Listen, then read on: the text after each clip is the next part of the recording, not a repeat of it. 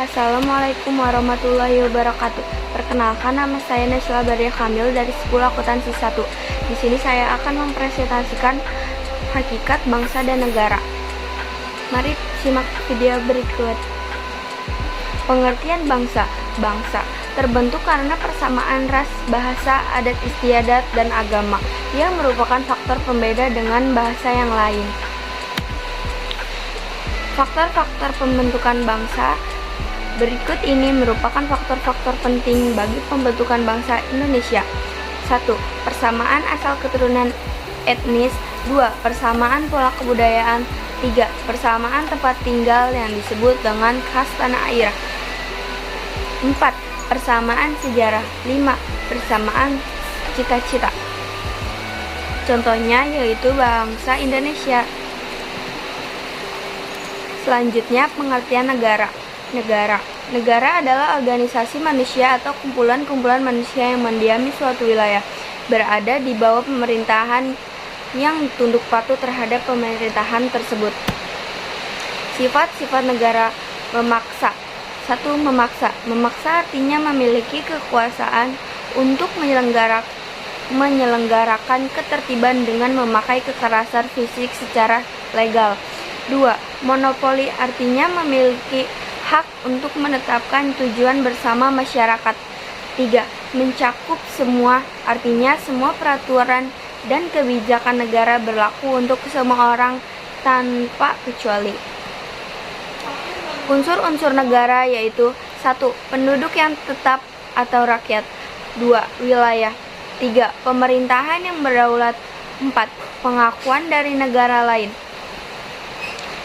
Unsur-unsur negara. 1. Unsur konstitutif. 2. Penduduk atau rakyat. 3. Wilayah. 4. Pemerintah yang berdaulat. 5. Unsur kedaeratifan. 6. Pengakuan dari negara lain. Unsur konstitutif yaitu rakyat. Rakyat adalah semua orang yang berdiam di dalam suatu negara. 1. Penduduk. Mereka yang bertempat tinggal tetap di negara tersebut. Ya, bukan penduduk. Mereka yang bertempat tinggal sementara dan tidak bermaksud untuk menetap di negara tersebut. Selanjutnya, penduduk. 1. Warga negara. Mereka yang menurut undang-undang diakui sebagai anggota dari negara. 2. Bukan warga negara. Mereka yang mengakui negara lain sebagai negaranya.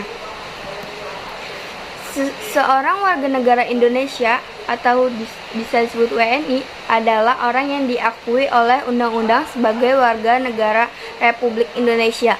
Kepada orang ini akan diberikan kartu tanda penduduk berdasarkan kabupaten atau khusus DKI Jakarta, provinsi, tempat ia terdaftar sebagai penduduk atau warga. Kepada orang ini akan diberikan nomor identitas unik, nomor yang unik, nomor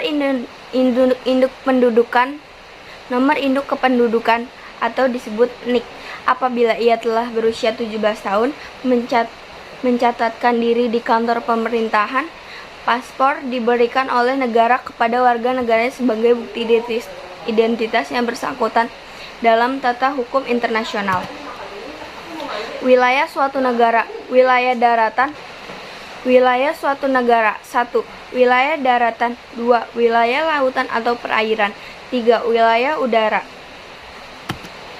Selanjutnya, wilayah darat dan batas wilayah darat suatu negara ditentukan atas perjanjian bilateral atau multilateral antara negara-negara yang bersangkutan.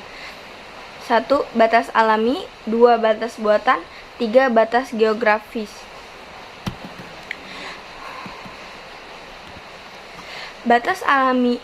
Batas yang terjadi secara alami. Contohnya sungai, gunung, lembah, dan lain-lain. Batas buatan yaitu batas yang sengaja dibuat oleh manusia. Contohnya patok, pos penjaga, gapura, tembok, dan lain-lain. Selanjutnya, batas geografis yaitu batas menurut letak suatu negara. Contohnya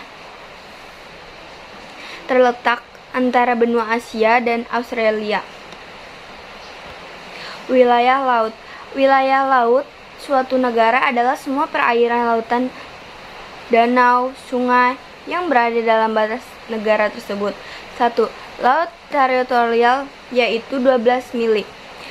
2. Zona ekonomi eksklusif yaitu 200 mil. 3. Landas kontinen 200 m ke dasar laut teritorial. 4. Laut bebas 200 mil J. 1. Laut teritorial. Jalur lalu lintas menghubungkan antara satu pulau dengan pulau yang lain. Sumber daya alam hayati, hewan laut dan tumbuhan laut. Sumber daya alam non hayati yaitu sumber minyak bumi, gas alam. 2. Zona ekonomi eksklusif atau Z. Negara berhak memanfaatkan sumber daya pada zona merupakan atas wilayah suatu negara dengan wilayah perairan negara. 3. Landas kontinen. Negara berhak memanfaatkan pengolahan merupakan konservasi sumber daya alam. Berhak melakukan penelitian, perlindungan, dan pelestarian laut, mengizinkan pelayaran internasional. Memang sarana prasarana perhubungan laut. Memasang sarana prasarana perhubungan laut. 4. Laut bebas merupakan wilayah laut yang bebas digunakan oleh negara manapun, bebas berlayar, memasang kabel atau pipa bawah laut, bebas membuat pulau buatan dan instalasinya.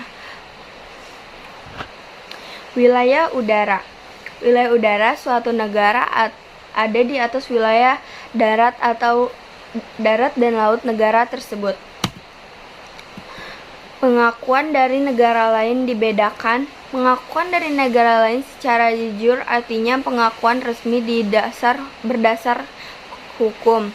Pengertian dari negara lain secara diakto artinya pengakuan yang diberikan jika negara yang baru berdiri tersebut secara konstitusi dapat menunjukkan pemerintahan yang stabil. A. Pengertian pengakuan secara de facto. Pengertian dari negara lain secara de facto ini pengertiannya adalah pengakuan yang berdasarkan pada kenyataan atau faktual yang ada yang telah memenuhi persyaratan untuk menjadi negara. Misalnya, secara de facto Indonesia merdeka pada tanggal 17 Agustus 1945. B. Pengertian pengakuan secara de jure. Kemudian pengertian pengakuan dari negara lain secara de jure adalah pengakuan negara lain terhadap suatu negara.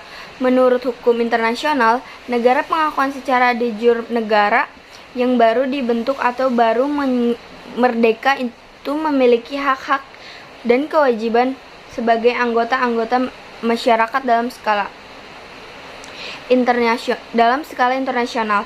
Pengakuan negara lain secara de jure bangsa Indonesia dimulai sejak 18 Agustus 1945.